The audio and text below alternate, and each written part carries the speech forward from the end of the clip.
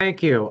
My name is Richard Hackett. I've been a Joe's Pond resident since 1960. My activities, personal activities, are water skiing, paddleboarding, sailing, canoeing, mountain biking, snow skiing, to name a few. The large wake from wakeboarding and resulting negative impact from shoreline erosion is well studied and documented. Tonight, I will address the safety concern on small bodies of water and the negative impact on other recreational activities such as kayaking, paddleboarding, canoeing, water skiing, sailing, etc., from the large waves from wakeboarding created from the wakeboard type boat.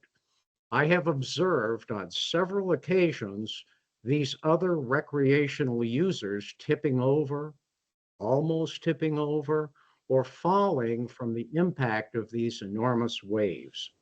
Recreational users enjoying these kinds of activities are at significant safety risk created from these enormous waves, larger than Mother Nature creates on these small bodies of water.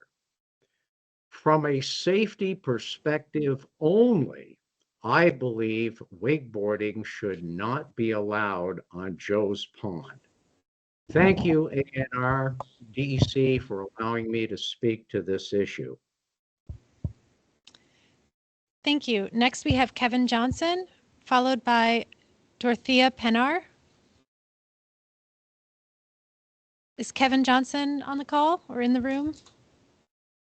Okay. Kevin Johnson? All right. How about Dorothea Pennar? Hello. Good Hi. evening. I'm Dorothea Pennar, and my husband and I own a property on Joe's Pond at 14 Arrows Drive in West Danville. We're here to support the petition to prohibit wakeboarding on the pond. Our support is based on the following concerns. The 500-foot shoreline limit combined with the 20-foot depth requirement would allow wakeboarding on a very narrow area of the pond. We like to kayak across the pond, and a boat that comes suddenly into the wake mode creates a significant hazard to gentler watercraft. There's no way to avoid their wakes. This creates an undue adverse burden on those nearby and has limited our use of the pond. My husband has already been flipped off his kayak by a wave, and we've also had some swamping of our pontoon boat a couple times.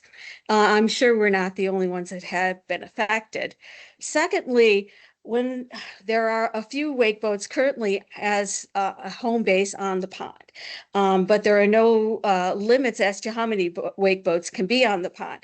For this very small area of Joe's Pond, we could have several boats on the pond that could use as a home location, and this will especially be a pressure on us as other ponds are restricted from wakeboarding. 3, we're concerned about the health of the pond. I'm a cyanobacteria observer for the state, and I have observed several cyanobacteria blooms in the past years. In fact, on 4th of July, there was an extensive bloom in our cove, and that required children to get out of the water. And even though we know that the wakeboards are not the exclusive cause of this kind of occurrence, it is another factor that is contributing to that these blooms happening. Also, it was mentioned that we have just hit our 2-minute mark. Okay, I will submit the full. I just want to say that please don't make our efforts more difficult on us by having wakeboarding. I'll submit the rest of our comments. Thank you. All right, next we have James Stewart, followed by Elaine Rossi.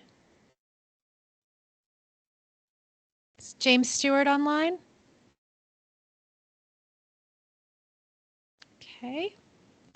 James Stewart. All right, is Elaine Rossi online or in person? Elaine Rossi. It's getting late in the evening. And I'm online now. Can you hear me? Okay, James. Yes, go ahead. Thank you. Hi, my name is James Stewart, and I own property on 310 and 379 North Shore Road in Joe's Pond. And my family's been on the pond since 1937. And I want to thank the committee for their time and patience shown during this hearing. And basically, Joe's Pond is too small for wake sports. My family owns a speedboat, a pontoon boat, sailboats, paddle boats, and kayaks. And these types of water activities are considered normal use and do not impact each other when they're on the water. The impact of a normal use of a craft is minimal as long as the operator of the craft obeys the rules. A wake boat following the new rules has a big impact on the lake and causes difficulty for the ability of normal use crafts to be safely operated. The difference with the new sport of wake surfing is these large and deep waves. They totally impact swimmers, kayakers, shorelines, and are a pathway for invasive species if the boat is trailered to different lakes. I have witnessed young swimmers having difficulty seeing the erosion of shoreline and kayakers and paddleboards and sailboats struggling to maneuver their craft while the sport of wake surfing is happening. Joe's Pond barely met the 50-acre requirement and being 500 feet from shore. We have 54 acres in one spot in the third pond that is turned into a washing machine when wake surfing is occurring. Joe's Pond has about 400 acres, is too small for this kind of activity. Joe's Pond consists of 3 bodies of water connected together, and 2 of them do not meet the 500-foot rules. The third pond is larger, but is only about 300 acres approximately, and does meet the conditions for wake surfing. This not normal use activity takes up 50% of the third pond and limits other normal use activity from happening. No one in a kayak, Right. sailboat, We have, paddleboard, or water skiers wants We've to hit deal our with this. 2-minute mark. Sure, and I'll submit the rest on Thank line. you. Thank you. Thank you. All right. So no Elaine Rossi. Okay. We've got Butch Bouchard, followed by Julie Hendrickson. Yeah, can you hear me? Yes. Okay, my name is Butch Bouchard and I'm a resident of Cabot on Joe's Pond. Appreciate the time and the focus that the ANR has spent over the past couple of years addressing this issue of protecting the locals and visitors that use our ponds. As an angler, sailor, swimmer, and boater, I've experienced the risks that ballasted wake boats can cause, which is something I'd not encountered prior to a few years ago. With the increased use of these type of vessels, even the simple joy of a pontoon boat ride around the pond requires steps be taken to avoid being rocked off your seat. I'm serious when I say that a wake boat, even operating under the constraints now in force at our lake of keeping 500 feet from shore, can generate exceptionally deep waves all the way to the shore that can cause safety concerns for even the sure-footed folks who have grown up on these waters. Although I do not paddleboard, as a growing sport, I see many on a daily basis. I also notice that when the wake boats are seen by paddlers leaving from their docks, many tend to either turn around to get back home or get as close to shore as possible to prepare for the inevitable dunking that all but the most experienced paddlers will be subjected to. But let's not forget the kids. Some young children who go into the water still rely on being able to touch bottom when swimming, meaning that they are closer to shore and are the most susceptible to these waves. So anyone in the water swimming near shore, and thus rafts, docks, boats, can be easily tossed around and forced into objects. So I've witnessed a young girl slamming into a dock she was next to. Despite their size and force, these waves are basically silent. So sometimes people are caught off guard, especially for swimmers and kayakers that are closer to the surface of the water. Take one look at a boater's magazine, any boater's magazine. Wake boats are not getting weaker or smaller. Larger and more powerful is their mantra. Thanks for your time. Thank you. Great timing. The timer just went off.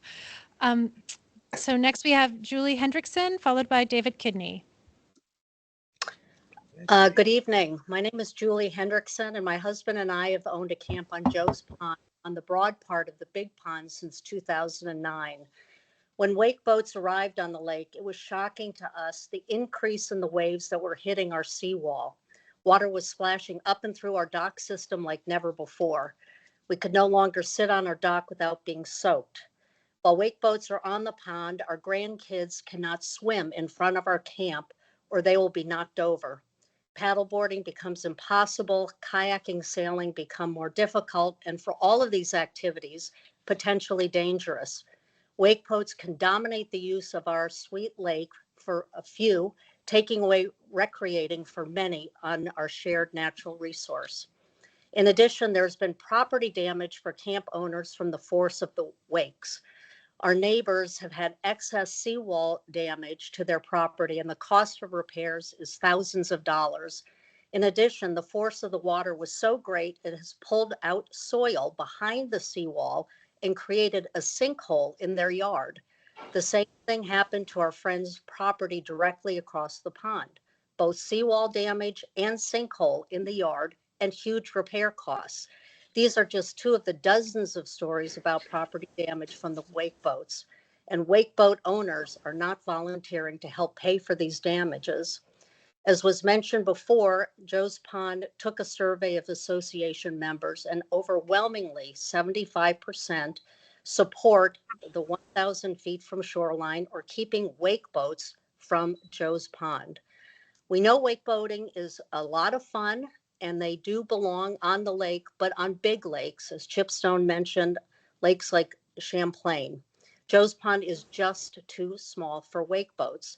The majority of homeowners do not want wake boats on our small pond due to both damage of property, but most importantly, the safety of those recreating on the pond. It is a bad situation now and will only get worse. All right, we've hit our 2 minutes. Thank you. Thank you. So next we have David Kidney.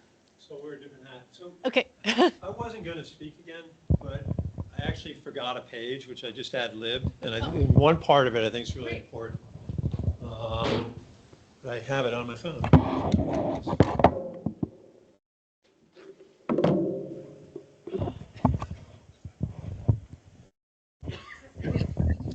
I want to talk about this 3,000-foot straight shot just for a second. So at a February 15, 2023 public meeting, Oliver Pearson stated that the DEC concluded that wake boats needed a minimum of 3,000-foot straight shot to enjoy wake surfing. In the zone on Joe's Pond, this distance is not attainable. Look at your maps, do the measurement, but the longest straight shot in the Joe's Pond zone is 2,400 feet. Well short of the DEC acknowledged distance that's necessary for wake boats to operate. And if you look at that 2,400-foot shot, each end is incredibly narrow. Like you can't turn around in there. So really, it's not even 2,400 feet. So if you look at it this way, by the DEC's own standard, and I think we're the only lake in the state that you can't get a 3,000-foot straight shot, which is one of the things that makes it so unique. But instead, wakeboards on Joe's Pond resort to having to go back and forth much more frequently, creating even more wake in a small confined area. And as a result, the negative impact on normal use of the broad part of the pond, the most popular part of the pond, is magnified and made significantly worse. Thank you. Thank you. Next we have Richard Gagney, followed by Terry Gerlain. Good evening. I'm Richard Gagne from Joe's Pond. I would like to discuss the not so subtle downsides of wake surfing on our beloved Joe's Pond. While the sport may seem like a thrilling summer pastime, its impact on our delicate ecosystem cannot be ignored. First and foremost, the very nature of wake surfing disrupts the tranquility of our pond. The powerful wakes created by these boats churn up sediment, which disturbs the delicate balance of aquatic life. Loons, fish, other creatures may need to rely on calm waters for their survival. These disturbances can disrupt the breeding grounds, feeding habits, and overall well-being. Secondly, the constant commotion from engines and the presence of large wake boats can frighten away wildlife. Loons and other waterfowl depend on our pond as a peaceful refuge. Furthermore, the larger boats used for wake surfing can pose a very severe safety hazard on smaller bodies of water. The size and maneuverability can make it difficult to navigate safely, increasing the risk of accidents and collision. As mentioned, Joe's Pond has an area of 54 acres where they are allowed, which is the busiest part of the pond. It is a severe space congestion with accidents just waiting to happen. They disturb normal users such as kayakers, paddleboarders, anglers, sailors, swimmers. They cause damage to docks and boats tied to docks, and they cause shoreline erosion, and they've wiped out my wall twice. Our pond discovered Eurasian milfoil 2024, and we are struggling to beat it. Continuing to allow wake surfing will only spread it further. Last year at the Elkhart public hearing, A&R said that they would definitely have the home lake rule in effect for 2024. Never happened. Wake surfing may offer a thrilling experience for some, but it's crucial to consider the long-term consequences for our pond. By understanding the potential negative impacts, we can make informed decisions on how to enjoy our waterways. And I want to quote from A&R's website. The first three We've words are respect, hit our- protect, and enjoy. And Okay, your thank you. last We have hit sentence, our 2 minutes. we must be responsible stewards for this and future generations. Thank Thank you. you. Next, we have Terry Gerlain, followed by Peter Crosby. Hi, I'm Terry Gerlain, and I've learned tonight that 2 minutes goes by really quickly. It goes by fast.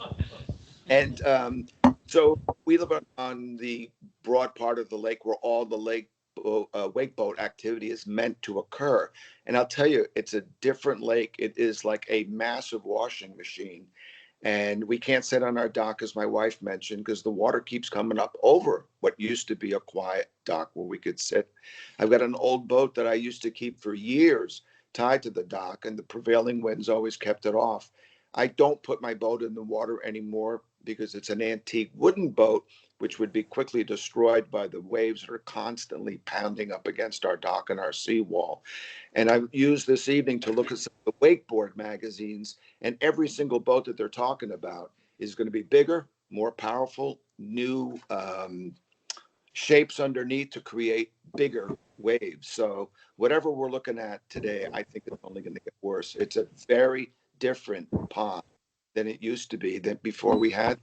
And as everyone else has mentioned, when the wakeboarding is happening, the lake kind of clears off. Everybody gets off the water because of these hazards that exist, as well as property damage and the like. So anyway, I hope the A&R does the right thing, so to speak. And thank you for your time this evening.